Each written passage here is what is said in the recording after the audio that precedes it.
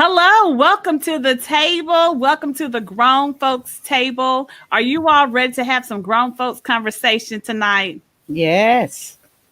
Well, my name is Elisha V. Cash, and I am the founder and president of the National Women's Empowerment Ministry. I am also the host of the annual Red Dress Brunch and the author of the Little Red Networking book. Hey, everybody. I'm Joyce Littell. I am the brand manager of a talk station, News and Talk 1380 WAOK, and I am the host of The Quiet Storm on V103 here in Atlanta, Georgia. Hello, and I'm Dolores Grizzle, the immediate past chapter president of the 100 Black Women Decatur DeKalb chapter. And I'm holding up the rear today. I'm Vicki B. Turner, and I have the privilege of sitting on the Board of Education for DeKalb County, and I am the chairman of the board this year. And my husband, Rob, and I have a monthly ministry in the DeKalb County area called DeKalb Cultural Exchange.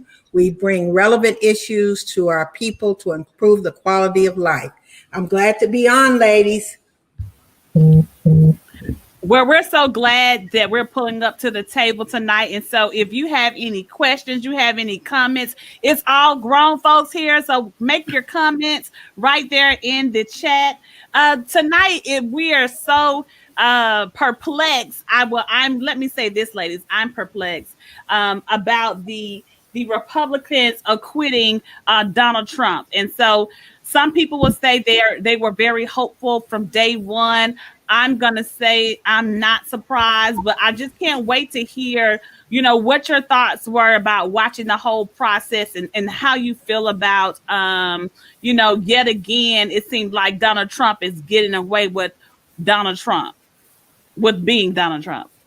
Well, I'm gonna have to listen to you all because I didn't watch it. I'm in the news business, but I already knew what the outcome was going to be, and I didn't want to stress myself out about it. Now, the man that I'm married to and live with, he did not miss any of it. I mean, he had it on every TV that I saw walking through the house with, but I just wasn't interested because I knew what the outcome was going to be, especially when I had heard how many votes were needed to cross over.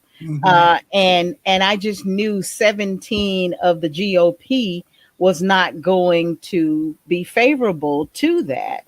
And so I was like, I'm just waiting for it to be over and see how we can just move on, from this point on. So, that's just where I stood with it because I knew. I'm like Joyce. I caught a little bit, very, very little, but I'm like Joyce in that the outcome did not surprise me, and I went into it with little expectation. We got to understand something. That man wields a lot of power in the Republican Party, and power speaks volumes. And you remember over 70 million people voted for him. And don't forget that now. And regardless of who occupied what party is in that White House, you still got 70 million out here who still influences votes for various Republican, those that are running. And so those Republicans, in my opinion, they're still running scared from the power that he wields. And they all are offering for a re-election in their respective states. And so Donald, behind the scenes, is still pulling and jerking the chains. So it wasn't surprising to me at all. Disappointing, but not surprising. I'm with you, ladies. I didn't watch it at all last week, and not because I didn't want to, because I was going through a grieving process. And I had a lot going on. So it was just not even on my radar last week. But a couple of things that I really do know about it is that Jamie Raskin said is that if we did not convict him, this would set the standards for the presidential misconduct, which is sad. And my thing is with the Republican Party, and we've seen this for months past, is that they're not about the right thing and doing the right thing. And that's what saddens me, and that's what's so disheartening for me, and living in this country, is that we allow these type of things, this to happen, this incitement, what he did, we're allowing this to happen, and all of this evidence that was presented, but still there's no conviction with this president. This party, the Republican Party, is so deeply divided. It really is. And I know with the 7 senators, and there was 10 representing the House, who stood up for the Constitution. But for the rest of them, I'm just so disheartened with how they feel. They feel there's not anything to do, because this is about making a change so he cannot run again. I think it's more about making sure he cannot run again, to prevent this from happening again. When you think about the damage that was done to the sacred area of the Rotunda, where civil rights leaders, people they honor and they lie in state, or it's just and a lot of us, I'm sure, been there in the Rotunda, just how sacred that place really is. And when you go there, how it makes you feel, and just to think how they destroyed it. So I'm just so disheartened with just the whole thing. I'm not surprised either. I'm with all of you. I'm not surprised with how it ended up, but it's sad for America. To me, and I think Dolores, that's why I didn't. It's because we have been going through so much stuff, and we finally saw some light, and I just didn't want to put my brain and my heart back in that space, knowing that it was going to have the outcome that it was going to have based on the people that represents that party. That party have been doing this for years. It's just that on the 6th, it showed its face more so than ever, but it still is what it is. And I just didn't want to occupy that kind of space for him more, and for them, I just didn't. So it's sad. It's reality, and I think what I want to do is work with what we have now. Keep them, on owning up to what they said, and keep moving, because I don't want to occupy. I don't want 45 to occupy any more of my brain space. Yes. I don't. Yes. Well, one of the things for me, I think, was unfortunate was that we saw how Bill Clinton was treated when he was in the White House, and it was towards the end they were just off with his head, impeach him, and everybody was for it. They were on one accord with making sure this happened for him, for him having an affair in the White House with the intern, and so we're comparing apples to oranges, and if I just looked at this outcome of the things that this particular president did, it's a slap in the face to all the other previous ones that received some type of consequence for their action, and for them not to want to hold him accountable at all. And these people were the major people that were impacted.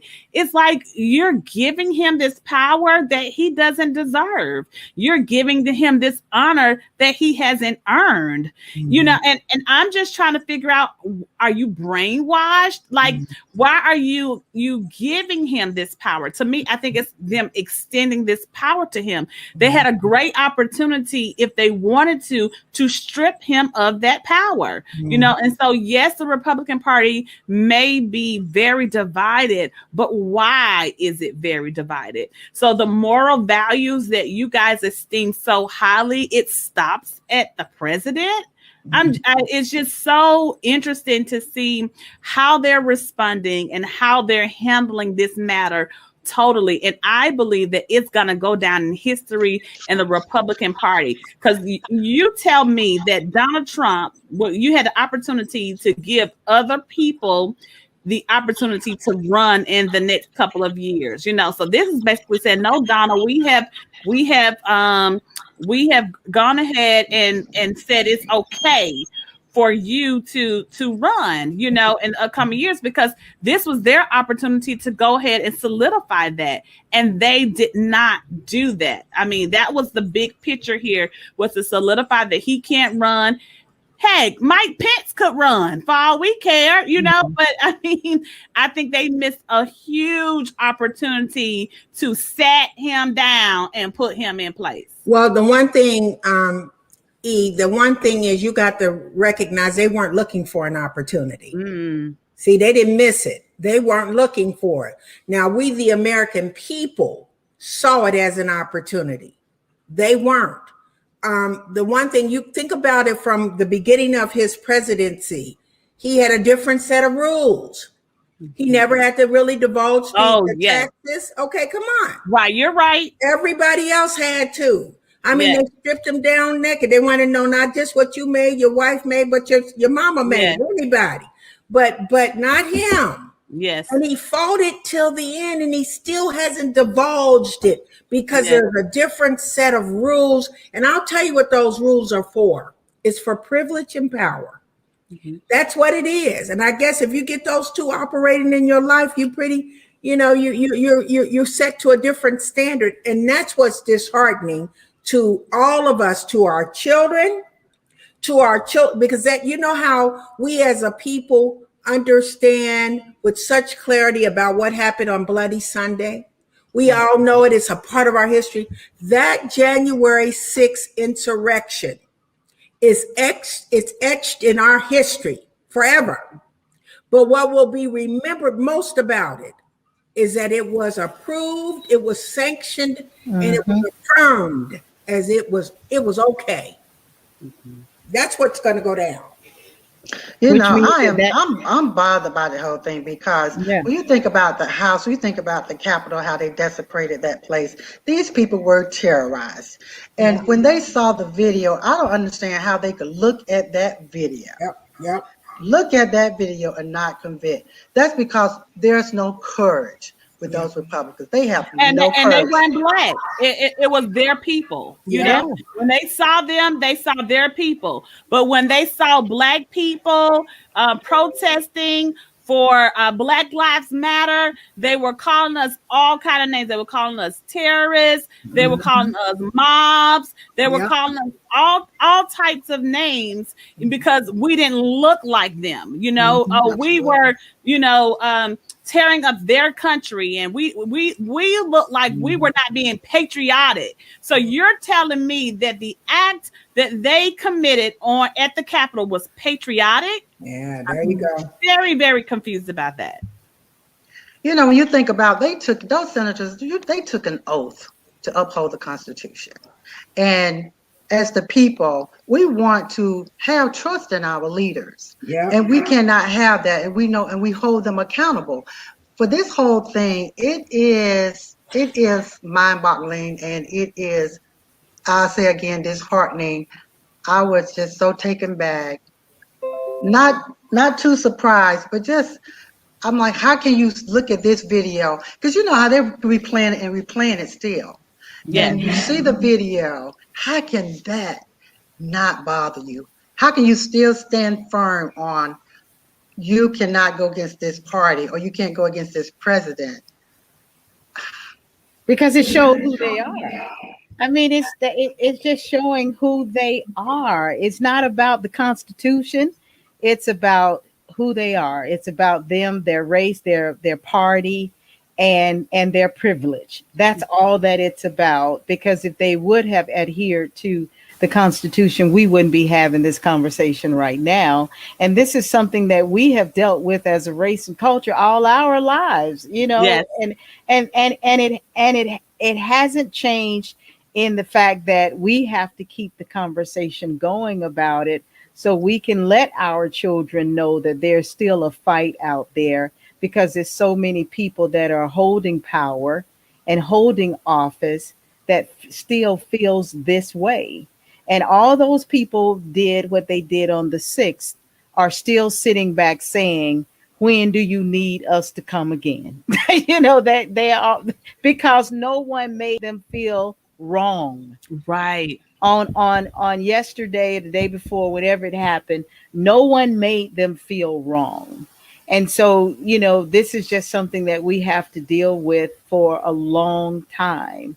But, that party is a party of power, prestige, privilege, and people thinking that, we are better. And that's why it frustrates me to the point to where I don't want to hear it, because we already know. Well, I also think I take a look back. I think about what Vicky said about from day one when Donald Trump stepped into the scene. He had a different set of rules. Like he was just bucking the system. Let's just talk about him not saying the fact that he said he wasn't going to stay in the White House and he was going to stay in one of his Trump towers. Number one. Then his wife said she wasn't going to stay in the White House. Do y'all remember that? So that let us know the relationship was already a strained relationship. It was just very interesting dynamic. She, as a first lady, did not have a lot of presence. I don't think anybody's gonna remember her name, or what she. I believe we're gonna believe what she did. Remember what she did not do. That's right. More Nothing. so than Nothing. what she didn't do, and trying to figure out how I don't understand how she stayed with him. I mean, she had to be highly paid, I think Dolores always say she's the first stripper to ever make it into the White House.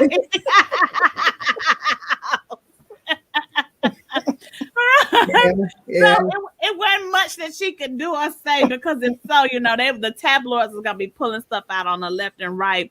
But when it comes to this February has been all about relationships. We've been pushing Black love, we've been pushing just relationships, where people are, how people are dating, and how people are courting in COVID.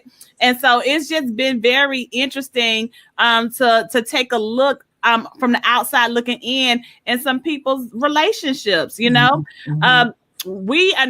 Everyone has been talking about the relationship with Halle Berry. The fact that they said she can't keep a man, that she's having a hard time keeping a man. And so, we all got some friends like that in our circle that just, I mean, Dolores is already left. Do y'all have friends like that in your circle that have a hard time keeping a man? Who's your Holly in your circle? Getting one, then keeping it. That's have been some of the women, in my circle. Is like, first of all, you got to get one, and then you got to try to keep it. So, I just don't know what her problem is. You know what? I have a lot of I don't know what the word is. It compassion. I like Halle Berry a lot. I really do. I like a lot of things about her. I think she's a gentle soul. I think she chooses the wrong man. I do. I think she just chooses the wrong, and I believe she chooses the wrong man out of issues with her dad. That there are things that go deeper. My son likes to say, "Mom, when them women got daddy issues, that you need to, you got to run away from them." That's what my son said. Okay, y'all. But he said that's deep. But there's something with Halle, and it may be being biracial. You don't know what that has, that impact on a child being in the environment that she was in. I think she's from Ohio, Cleveland, I believe it is. And you don't know what that was like. And so I just think she's beautiful to me. She's beautiful, but I don't believe she believes she's beautiful. I think she has a low self-esteem. So she get in these crazy relationships. So I say cut Halle some slack. She just need the right man, and Halle won't be thirsty out here. I think she's going to be a good wife one day. I like Halle. I do. But when's she gonna get right though? I mean, I don't mean Halle is not new on the block. You know what I'm saying? By now you should have been on somebody's couch and they should just lay it out rules for you. I mean, 'cause right now she thirst trapping in her high briefs. You know, I'm trying to figure out what that's all about. I just learned. Okay, for those of you that are watching for the first time, I just learned what thirst trapping was. Because I was about to ask, what is thirst trapping? Okay, so it's when you post a picture of yourself out there, and it's really for likes and looks, and you're trying to give a person a tease. So you're just teasing them, you know. So you. And it could be you can have on a low cut shirt and you show your arm, but she's out there in the briefs and no shirt, and you can see the back of her, and she's standing next to her significant other, and she's just doing this little dance move with her tail in the camera. So that means this was premeditated thirst trapping, because she had to go get the camera, set it up behind her, stand at the railing, and then shake her behind in the camera. So that's premeditated. That sounds like some hate. That sounds like a little hate right there. Now look, you're trying to tell me when I recorded myself in my t-shirt and my shorts said I had lost weight, that I was thirst trapping? Is that what you're telling me? I couldn't even if I wanted to. I couldn't even if I wanted to. So I'm not gonna comment. So won't nobody think I'm a thirst trapping. Oh, leave Halle alone. Leave alone. Just leave alone. But see, if she was to put on a suit like Michelle Obama, and Michelle don't have to thirst trap. That's what I'm saying. That's what I'm trying to tell But you. she married with a man. She ain't gotta do it. Well, I just don't understand why it's so hard. I don't understand. You know, what's your take, Dolores? Help us. They taking up for Halle. I don't know about that 54-year-old woman. She should know better by now. But yeah, I know. But, you know, again, when you all were talking about her dad, and I don't really know much about, because she's not one I just, care about too much what she's doing. I just don't. But a lot of times you do find these young ladies, they are looking for something in these men that they felt was a part of their father. Yeah. Are they looking for father images? It's so many different things. But at the same time, being a person like Halle Berry, we put them on these pedestals. We think they're supposed to be this and that, and they don't do wrong, or they shouldn't do these crazy things, but they really just people. And she could just been born with this type of behavior. It just never identified, which she probably showed her mother she had all kind of craziness going on growing up. It was just never identified. And here she is now, 54-year-old woman is coming out, about her self-esteem, just who she really is. And the type of man, because you're right, she's been involved with some great guys, but it didn't last. But as you said earlier, we all know some women that way, and we talk about our friends. But I would say my friends, and at this age, my friends is like very accomplished women. They don't care for somebody right now.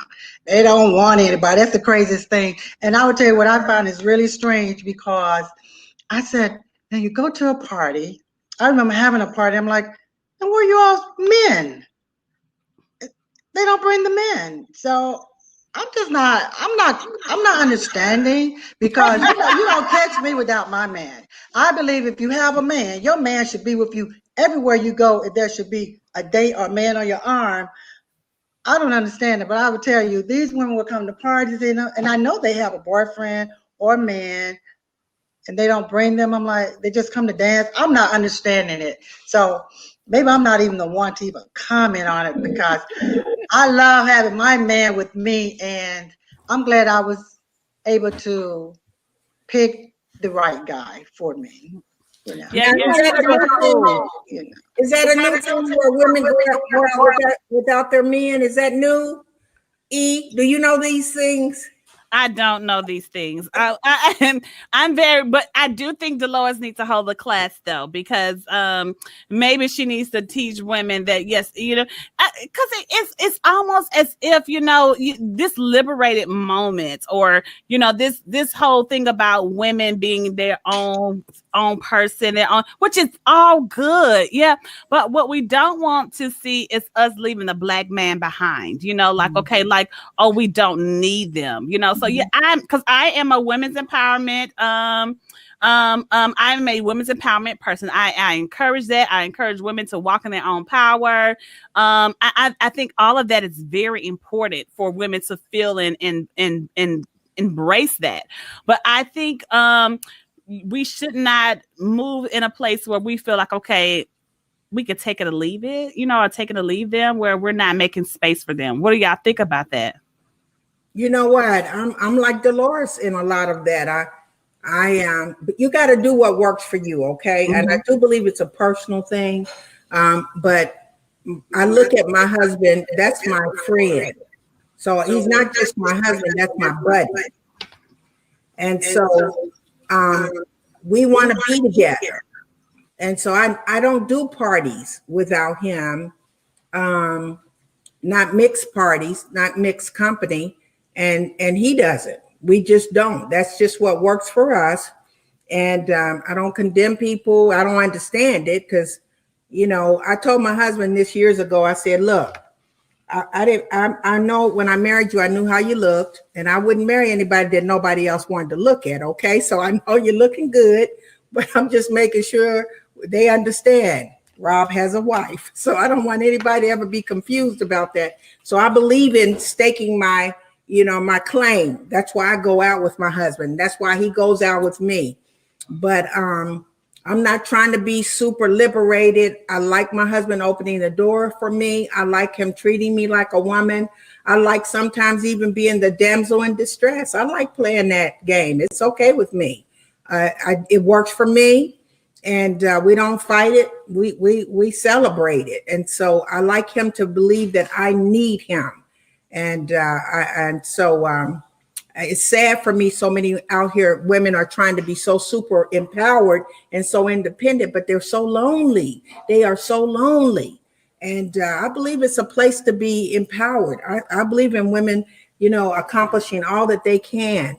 But I don't want to be at the top by myself. I don't want to do that. It feels so good to have a partner. And my husband introduced me many years ago. He said, this is my partner for life. And it just touched me to the core. I've never forgotten it. I said, I guess that's right. It's for life. This is it.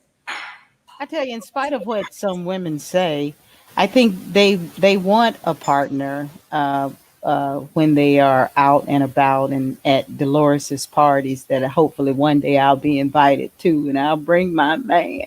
But it's how they are thinking, in that, I can do all this myself, including being at a party and dancing in the middle of the party by myself. And I think that's the wrong message that have been sent. And it is still being sent out. And a lot of them are out looking, whether it's to find a single man or find, unfortunately, the husband that might not be happy. They come with, I see your face, but I mean, a lot of them come with intent, and that's why they are, by themselves. And that's why, we have to have these kind of conversations to help women understand that we were both placed here to be companion, and in hopes that you find one. But a lot of women want companionship. They just feel like, I've been doing this myself and I'm going to roll like this. And if someone is in the room that is interested in me, whether he is attached or not, then, hey, I'm here. So it's bad. And for our, younger women, it isn't something that we, need to keep pushing, with them, because, in my industry, I have had to attend various functions where, Jay just wasn't interested, but I had to go because of my employment. And, I just play witness to people because I don't have to be in there looking. I'm just in here working and networking and letting folks know this is who I am and what I do. Please listen to me. But I just see their movements and how they move. Like, I don't care if you with someone, if he looking at me, then I'm gonna give him something to look at. And I think that, it's sad, but it's reality because a lot of these women just haven't been told the proper way to do it, like a Vicky and like a Dolores. They just haven't been told. So I'm with that master class for Dolores and Vicky. Let these women know how. Right. Well, let me put this disclaimer out. Okay. If the Cashes are ever in a room, together, don't roll up on my boo. Okay. I'm just letting you know. Don't let the smiles fool you. I roll with a cutter. Okay, she's on here. I feel you. I roll with a cutter. Okay, I trained her well. But let me tell you. One time I was hosting a show, and it was actually in a club. And I'm the host, and Jay came along with me, and he's sitting at the bar, and I'm on the stage, and I can see him. I'm looking dead at him, and this woman was just all over me, just all over. I was on the microphone, and I said, "Whoever you are," and I ain't gonna say the rest of it. But anyway, I was a different person than I am now. There you go, Joyce. There you I go. was different. I was younger. I was different. But I mean, I said it to the public. And so when I got to him, I'm like, dude, you with me? Right. And he's like, well, she wanted to buy drinks. I was just saving money. I'm like, no. There's still an image here. Man, I tell you, man. Say no, Jay. Say no, Jay. Yeah. Well, on that note, it was so great to have you all at the Grown Folks Table. Please make sure you go out and subscribe to all of our podcast platforms. Make sure you like our podcast page on Facebook. And we'll be right back here next Thursday on the Grown Folks Podcast. Right back here, guys. Have a great night. Good night. Good night.